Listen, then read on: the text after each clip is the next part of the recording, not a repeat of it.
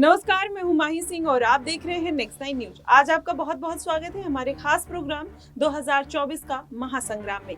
आपको बताएं, यूपी की सियासत अब कहीं ना कहीं लोकसभा चुनाव आने से गर्मा गई है। पहले चरण का मतदान हो चुका है। ऐसे में अब अलग अलग राजनीतिक पार्टियां कहीं ना कहीं अपने समीकरण बनाने में लग गई हैं। आज बात करने वाले हैं आजाद चंद्रशेखर की। जिस तरीके से उन्होंने यहाँ की जनता के लिए, नगीना की जनता के लिए आवाज उठाना शुरू कर दिया है। आकाश आनंद भी इसमें एक्टिव नजर आ रहे हैं। अब ऐसे में माना जा रहा है कि ये दोनों युवा चेहरे कहीं ना कहीं यूपी की सियासत को बदल सकते हैं। लेकिन देखना होगा कि इस बार नगीना सीट पर किसकी सियासत, कितना समीकरण कौन बिठाते हुए काम आता है। देखना होगा कि आकाश जिस तरीके से लगातार चंद्रशेखर के ऊपर हमलावर हैं, मायावती अपना राजनीतिक समीकरण बनाते हुए नजर आ रही हैं। अब ऐसे में कौन किस पर भारी पड़ता हुआ नजर आता है, इन सभी चीजों के लिए हमारे साथ चर्चा करने के लिए अमन जी मौजूद हैं। इनसे जानते हैं कि जिस तरीके से आकाश आनंद नगीना सीट पर एक्टिव हैं, वहीं चंद्रशेखर आजाद लगातार वहां की युवाओं के लिए शिक्षा, रोजगार और तमाम तरीके के मुद्दे उठाते हुए नजर आ रहे हैं। तो आपको क्या लगता है कि दोनों चेहरों में किस तरीके की होड़ लगी है, या फिर इनमें से आगे कौन निकल सकता है? देखिए, बिल्कुल नगीना में चुनाव तो बीत चुका है, लेकिन जिस तरह का माहौल आज़ाद ने बनाया एक तरीके से पूरी सीट के ऊपर, वो काबिल तारीफ है। क्योंकि पहली बार लोकसभा चुनाव के अंदर वो जा रहे थे और ऐसे में मजबूरन अखिलेश यादव को भी वहाँ पहुँचना पड़ता, मायावती को बयानबाजी करनी पड़ती है, आकाश आनंद को वहाँ पर जाना पड़ता है। तो आप समझ सकते हैं कि नगीना के अंदर जो प्रभाव आज़ाद ने बनाया, उसकी काट जो थी वो इन नेताओं के पास भी नजर नहीं आ रही थी। इसीलिए उन्होंने जो है अखिलेश यादव को बुलाया, मायावती को भी कहीं ना कहीं उसके बयानबाजी करनी पड़ी। इस तरह से आप समझ सकते हैं कि आज़ाद का जो कद है वो कितना मजबूत होता हुआ नजर आता है। वहीं आप आकाश आनंद की बात करें, जाहिर बात है कि देखिए, अभी जस्ट उन्होंने शुरुआत की है राजनीति की, अभी बहुत कुछ उनको पाना है, बहुत कुछ हासिल करना है, बहुत कुछ अभी कह सकते हैं कि पार्टी के अंदर भी बहुत सारी खामियां उनको भी दुरुस्त करना है। तो ऐसे में क्या वो इन सब चीज़ों के ऊपर काम करने के काबिल हैं, या इस समय वो लायक होने की स्थिति में है? क्योंकि अभी तमाम अनुभव उनको प्राप्त करना है। लेकिन जिस तरह से वो आज़ाद के ऊपर लगातार ताबड़तोड़ हमले करते हुए नजर आते हैं, कई तरह के बयानबाजी करते हुए नजर आते हैं, कौन आज़ाद मैं नहीं जानता, छोटे मोटे दलों के बारे में मैं बात नहीं करता, तो ऐसी जो जुबान है, ऐसी जो भाषा है, वो ये बताती है कि कहीं ना कहीं जो आकाश आनंद है, अभी राजनीति में जुम्मा उनको 4 दिन नहीं हुए हैं, लेकिन वो अभी से अपने आप को बहुत ज़्यादा प्रभावशाली समझने की भूल कर रहे हैं, जो उनके लिए आने वाले वक्त में काफ़ी घातक साबित हो सकती है। इसीलिए उनको बेहतर होगा कि बोलने से ज़्यादा अपने काम पे ध्यान देना होगा। देखिए, मायावती की अगर बात करें, उन्होंने संघर्ष के जरिए अपनी ज़मीन को मजबूत किया था, कई बार सूबे की मुख्यमंत्री रही, लेकिन सिर्फ बयानबाजी करके आप जो है एक हवा बनाने का जो काम है वो नहीं कर सकते। हवा बनाने के लिए आपको ज़मीन पे उतरना पड़ेगा, लगातार लोगों के बीच जाना पड़ेगा। आपको याद होगा कि जब नगीना में ही आकाश आनंद जो बयान कह सकते हैं कि भाषण दे रहे थे, उस समय कई बार उन्होंने गलत तरह के शब्दों का इस्तेमाल भी किया और वहाँ पर कई बार माफ़ी मांगते हुए नजर आए, कई बार गर्मी को लेकर बात करते हुए नजर आए। तो ऐसे में अभी से अगर ये हालत है, तो आने वाले दिन तो बहुत कह सकते हैं मुश्किल भरे होने वाले, क्योंकि राजनीति में अपने पैर जमाना उतना आसान नहीं। आप देखिए, चाहे आज़ाद हो या राहुल गांधी हो या तमाम और बड़े नेता हो, किस तरह से वो लोगों के बीच जाकर कहीं ना कहीं अपने पक्ष में एक माहौल बनाने का प्रयास कर रहे हैं। लेकिन सिर्फ बयान देकर आप माही ऐसा नहीं कर सकते कि माहौल बना पाए, और यही वजह कहने की आकाश आनंद नजर आती है कि वो सिर्फ अपने बयानों के जरिए एक माहौल बनाने का प्रयास कर रहे हैं, जिसमें ऐसा लगता नहीं कि बहुत अधिक सफल होने वाले हैं। जी बिल्कुल, जिस तरीके से आपने बताया कि आकाश आनंद कहीं ना कहीं अपने बयानों के जरिए पूरा एक चुनावी मैदान तैयार कर रहे हैं, लेकिन अभी जब उन्होंने मीडिया से बातचीत की तो उसमें उन्होंने कहा कि आजाद जो है वो एक आज तक पंचायत का चुनाव नहीं जीत पाए, उनका कोई मायावती के सामने अस्तित्व नहीं है, वो लगातार उनको डिफेम करने की कोशिश कर रहे हैं। तो इसका क्या औचित्य निकाला जाए कि आकाश आनंद कहीं ना कहीं अपनी एक चुनावी मैदान तैयार करने के लिए उनको डिफेम कर कहीं ना कहीं खुद को ऊपर लाना चाहते हैं? बिल्कुल, अभी आकाश आनंद से अगर पूछा जाए कि आप कितने चुनाव जीत चुके हैं, तो शायद वो उसका जवाब नहीं दे पाते। अब अगर आज़ाद की बात आप करें माही, तो देखिए, राजस्थान के अंदर चुनाव हुआ, वहाँ पर 30 सीटें ऐसी थी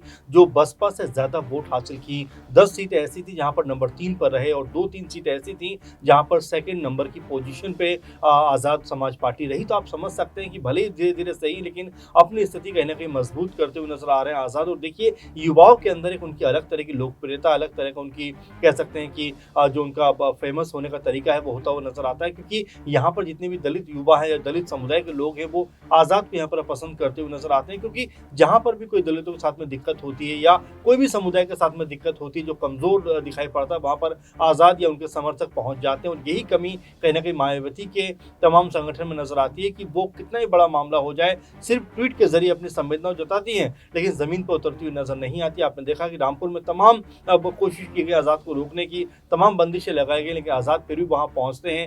हापुड़ में आपने देखा कैसे जमीन लड़ाई उन्होंने लड़ी, दिल्ली में जो मंदिर की लड़ाई थी वो उन्होंने लड़ी। तो ऐसे कई सारे एग्जाम्पल है जहाँ पर आजाद को लेकर लगातार बात की जाती है कि वो जमीन की राजनीति करते हैं, जमीन पर उतरकर काम करते दिखाई पड़ते हैं। और जब कह सकते हैं कि जो महिला खिलाड़ी थी, रेसलर थी, उन्होंने जिस तरह का आरोप लगाए थे उसमें भी आज़ाद खड़े हुए नजर आए थे। तो ये सब जो मामले हैं ये बताते हैं कि आज़ाद जो है वो अपनी ज़मीन को धीरे धीरे सही लेकिन मजबूत करते हुए नजर आ रहे हैं। आज नहीं तो कल दलित समुदाय के अंदर आज़ाद की एक अलग तरह की अलग जगने वाली। और वहाँ पर जब आकाश आनंद जब अभी सिर्फ बयानबाजी कर रहे हैं, मीडिया से बात करते हुए आज़ाद के ऊपर तमाम सारे आरोप लगा देते हैं, लेकिन आरोप लगाना देखिए बहुत आसान होता है, बहुत ज़्यादा इसमें कह सकते हैं कि कोई बड़ा काम नहीं करना पड़ता। आप सिर्फ जुबान खोली किसी के ऊपर भी आरोप लगा दीजिए और आकाश आनंद कुल मिलाकर वैसे ही करते हुए नजर आते हैं। आप कहते हैं कि भाई आज़ाद ने आज तक एक भी चुनाव नहीं जीता, तो आपने कौन सा चुनाव जीता आप बता दीजिए। तो ऐसे में सिर्फ बयान देकर आप चीज़ों को बेहतर नहीं कर सकते, आपको पार्टी के लिए काम करना पड़ेगा। चूंकि देखिए आकाश आनंद को बीएसपी बनी बनाई पार्टी मिल रही है, आप ये भी देखिए,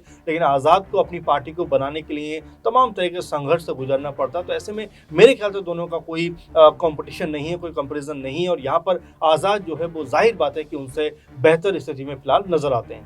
जी बिल्कुल, जिस तरीके से आपने बताया आजाद बेहतर, लेकिन आजाद भी कहीं ना कहीं मायावती को एक सीढ़ी बनाकर चलना चाहते हैं। उनको भी पता है कि मायावती एक दलित चेहरा है। अगर मायावती अब अपने राजनीतिक कैरियर पर अंतिम पड़ाव पर चल रही हैं, अगर वो कहीं ना कहीं चालाकी से हो सकता है मायावती का साथ नहीं भी मिलने पर सबको बताते हुए नजर आ रहे हैं कि उनका साथ है, और ये तमाम तरीके का एक समझ लीजिए रणनीति बनाते हुए नजर आ रहे हैं, तो इसमें भी कहीं ना कहीं चंद्रशेखर आजाद अपनी सेल्फ चीजों को साधने के लिए सारी चीजें करते हुए नजर आए। बिल्कुल माही, और आपने सही सवाल किया, क्योंकि देखिए अगर हम बात करें बसपा की, तो बसपा एक बहुत बड़ी पार्टी है, इसमें कोई शक नहीं है, क्योंकि नेशनल लेवल की पार्टी रही है। राजस्थान में चुनाव जीते हैं, उत्तराखंड में चुनाव जीते हैं, दिल्ली में चुनाव जीते हैं, उत्तर प्रदेश में तो खैर कई बार सरकार रही है। तो ऐसे में बिल्कुल मैं आपकी बात से मानता हूँ कि बसपा का सहारा लेकर कहीं ना कहीं आजाद आगे बढ़ना चाहते हैं, लेकिन इसमें पूरा सच ये नहीं, क्योंकि आजाद ने कई बार ये बात कही है कि वो मायावती कभी भी विरोधी नहीं रहे, मायावती को बड़ी बहन के तौर पर देखते हैं। मायावती ने जो दलित समुदाय के लिए किया वैसा कोई नहीं कर सकता,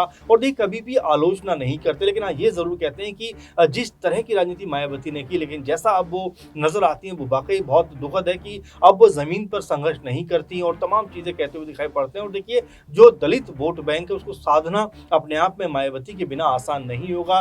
मायावती के पास आज भी अगर आप देखें 14-15% के आसपास जो दलित वोट है वो उनके पास अभी बदस्तूर है, यानी कि 20-22% जो पूरे का पूरा अगर उत्तर प्रदेश में देखें जो दलित बैंक जो वोट बैंक है उसमें से लगभग 15-16% मायावती के पास आज भी है। तो आप ये नहीं मान सकते कि मायावती के पास से पूरी तरह दलित वोट बैंक जो है वो हट गया। लेकिन हाँ ये जरूर कहेंगे कि बहुत प्रभाव बना जरूर है, आजाद ने एक भूमिका जरूर बनाई है, लेकिन मायावती के बिना वो संभव नहीं है। और यही बात आजाद कहते हैं कि भाई कांची राम ने जिस तरह का संघर्ष किया उसके बाद मायावती को उन्होंने सत्ता सौंपी, मायावती ने संघर्ष किया, लेकिन मायावती ने जो सत्ता की जो चाबी है, पार्टी की जो चाबी है वो एक तरीके से अपने भतीजे के नाम कर दी है, जो कहीं भी तर्क संगत नहीं है, क्योंकि जो संघर्ष कर रहा है जो पार्टी की चाबी उसके नाम पे होनी चाहिए। लेकिन आजाद को इसी बात का मलाल है कि मायावती ने उनको कभी भी अपनी पार्टी में नहीं बुलाया, कभी भी एक ओहदा नहीं दिया, इसीलिए वो ये बात कहते हैं कि आकाश आनंद की जो राजनीति है वो एकदम से कोई खास प्रभावशाली राजनीति नजर नहीं आती, क्योंकि आजाद ने संघर्ष किया है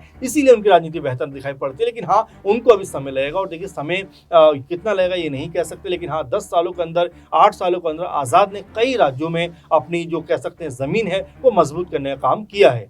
जी बिल्कुल, जिस तरीके से आजाद ने अपनी जमीन मजबूत करने का काम किया है, लेकिन जनता भी शायद यही चाहती है कि ये दोनों एक साथ आए, क्योंकि जनता का जो इन लोग की राजनीति है वो पीडीए की राजनीति है या फिर दलित वोटर्स की राजनीति है। तो वो सारे दलित वोटर्स चाहते हैं कि ये दोनों साथ में आए और आने वाले दिनों में गठबंधन करके हम दोनों को एक सरकार बनते हुए देखें। तो ऐसे में देखना होगा कि क्या आने वाले दिनों में दोनों साथ आते हैं या फिर जिस तरीके से अभी वार प्रतिवार का दौर जारी है ये फिर चलता रहता है। आपकी इस पे क्या प्रतिक्रिया बनेगी आप हमें कमेंट बॉक्स में जरूर बताइएगा। फिलहाल के लिए बस इतना ही। देश और दुनिया की तमाम खबरों के लिए हमारे साथ बने रहिए नेक्स्ट 9 न्यूज पर।